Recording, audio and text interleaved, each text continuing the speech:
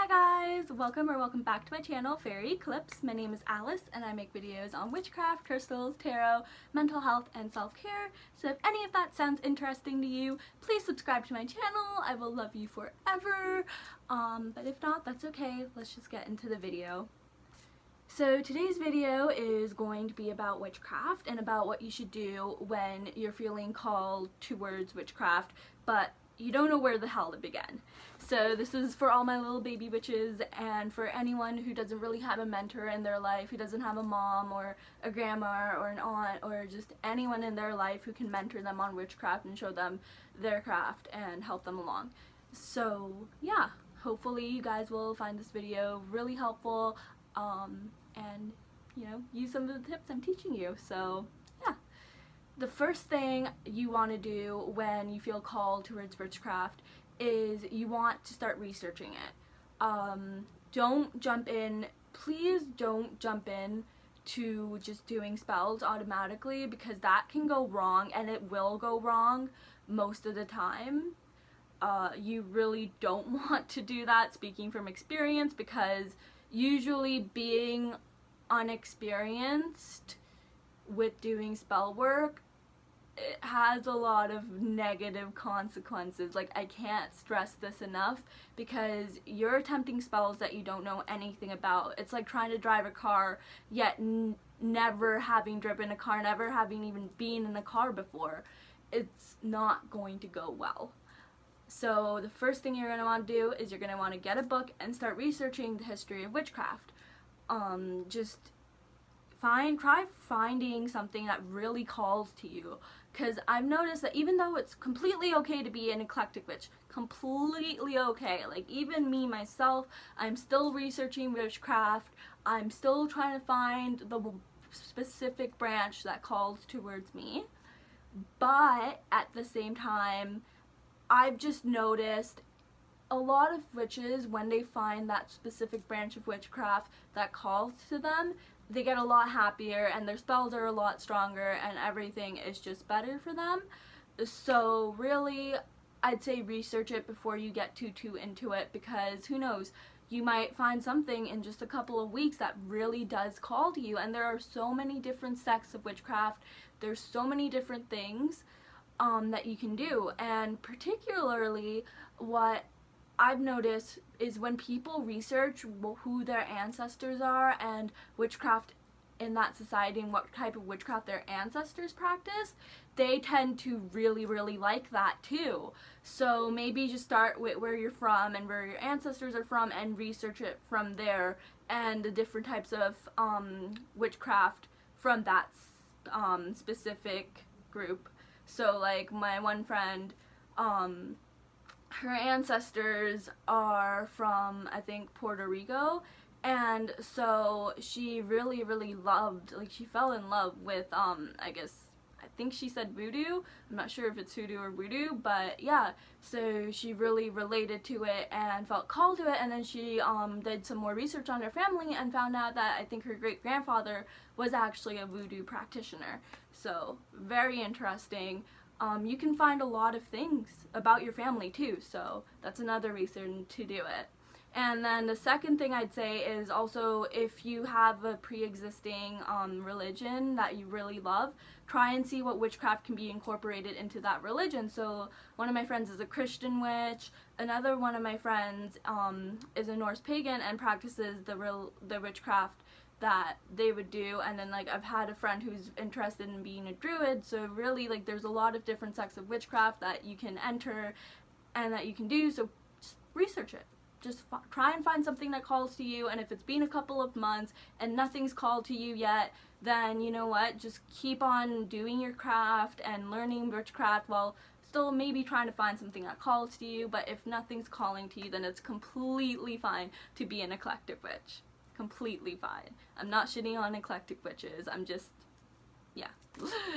So the second thing you're going to want to do after you start researching witchcraft is you're going to want to get a book about spell casting. Please don't go on Tumblr. Like, Tumblr is great for, like, it's a great community of witches. I'm never going to deny that it's a wonderful place to meet other witches, but at the same time, a lot of the knowledge on there isn't the most factual and isn't the most correct. So really try and get a lot of books. I think one of my favorite books for beginner witches would be Beginner's Guide to Spellcasting. That's what it is. So Beginner's Guide to Spellcasting is a really good book because it's kind of like a textbook but for spellcasting. So it's really interesting to just go through the book. It's really, like, it's all laid out there right in front of you. I personally haven't read that book, but I've flipped through it, and my fiance has had that book, so yeah, he really liked it. So that's a really good book, and just find a book like that that is geared towards beginners and that can teach you the proper methods of spellcasting. Obviously, if you found your sect of witchcraft, you should get a book that teaches you that particular method, because you're going to be practicing that sect of witchcraft. But if you're still an eclectic witch, then Beginner's Guide to Spellcasting is a really good book. You should check it out. And yeah, just make sure that you're getting your knowledge on how to cast spells from a book. And then, so, you know, once you research witchcraft, you found your sect, or you found that you wanted to be an eclectic witch, you've read a book on spellcasting, and you've started practicing some of the spells, then the third thing you're going to want to do is maybe start to write your own spells. Now this, people will hate on me for this, but personally I find, like, when I make my own spells, it's a lot better from getting them from a book. You just need to know the right way to do it. So again, research it and start making your own spells to fit your life and really start to incorporate witchcraft. So this would be the stage where you're starting to incorporate witchcraft into your life a lot. And yeah, so writing your own spells is a really good way to connect to the spell and to truly merge yourself with witchcraft and immerse yourself into it, and just, you know, really put some of you out there into the universe. So don't get to this stage if you're not ready. If you feel like you're not ready, then just, you know, it's fine. You don't have to do it. Like, I've known some people, me personally, like, I started writing my own spells like this, but I've known some people that take years to do it because everyone's on their different timeline. And that's another thing you need to remember. If you ever feel like your magic isn't strong enough or that you're not witchy enough, just remember everyone's on a different timeline. Some people practice magic for 20 years and are still baby witches. Some people practice it for 2 years and can start moving on to more advanced things. Obviously, like, it's going to take you a few years or even a few decades to move on to those advanced things. But at the same time, it's just, you know, everyone's on their different timeline. So really, it's what feels right to you. So the fourth thing you're going to want to do if you want to get into witchcraft more is you're going to want to find a community of like-minded people or a community of friends. Now this can be online, this can be in person, it doesn't really matter. Even if you're an eclectic witch and don't have a coven, you should really try hard to find other witches in your area that you can connect with, or even just other witches online that you can just meet and talk to and ask questions about witchcraft and share knowledge, because really that connection makes your magic so much more powerful and so much stronger. And connecting with other witches is always a good opportunity to trade knowledge and to just talk about witchcraft. If you want to be a witch, you should be incorporating witchcraft into your life, and having witchy friends is a really great way to do that. I've noticed that I tend to make friends with a lot of other witches, so it usually comes really naturally. Like, you'll meet a person, you click really well with them, and then all of a sudden 2 months down the road you're both like, wait, you practice witchcraft too?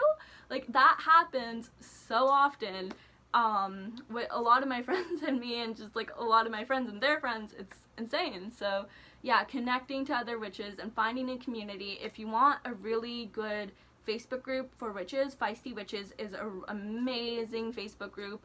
The admin is super kind, and it's super, like, any hate or anything is like no go at all. So it's wonderful. I love that group. And yeah, it's a really cool group on Facebook if you can't find any witches in your area because you don't live in a city, or you just don't know anyone, or you just don't want to talk to people. So yeah, but that would be all for this video. Just like a little beginner's guide or intro into what you should do when you want to become a witch but don't even know where the fuck to begin. So I hope you liked it. If you want any other videos on witchcraft, please leave a comment in my comment box telling me what you want. And yeah, thank you for watching. Bye!